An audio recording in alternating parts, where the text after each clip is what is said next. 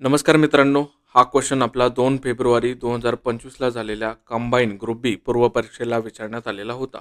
त्याच्यामध्ये त्यांनी काय विचारलं, फ्रूट रायपनिंग हार्मोन विचारलेला आहे. मग हा टॉपिक कोणता आहे, तर जे आपले प्लांट हार्मोन असतात त्याला आपण प्लांट हार्मोन हा टॉपिक आहे. मग याच्यामध्ये जे महत्त्वाचे ऑक्सिन, जिबर्लिन, सायटोकाइनिन, इथिलिन दिलेले, तर ते सुद्धा आपण याच्यामध्ये बघणार आहोत आणि त्याच्या ट्रिक मी तुम्हाला सांगणार आहे. तर याचं उत्तर काय, फळ पिकवणारं संप्रेरक जर म्हणलं तर त्याचं उत्तर इथिलिन असं येतं.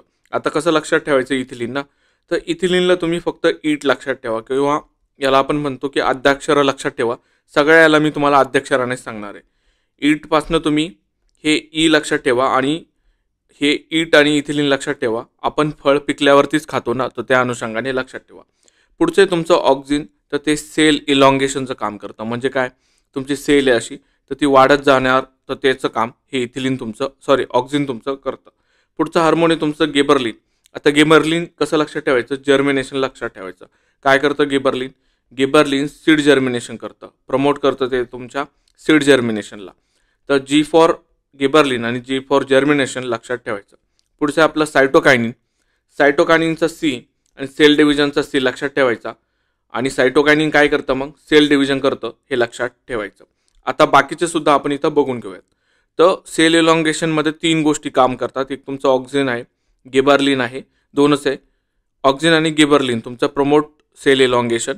पुढचं आहे आपलं helps in cell division and growth जर म्हणलं तर 3 हार्मोन येतात. ऑक्सिन येतं तुमचं, गिबर्लिन येतं आणि सायटोकायनिन येतं.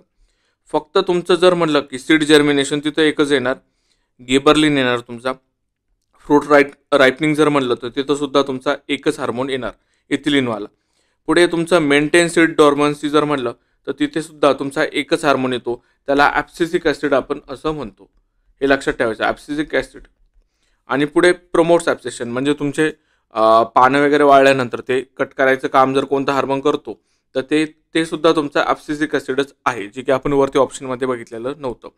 तर अशाच नवनवीन ट्रिक्ससाठी मित्रांनो फॉलो करा आपल्या चॅनलला. धन्यवाद, भेटूया पुढच्या व्हिडिओमध्ये. तोपर्यंत बाय बाय.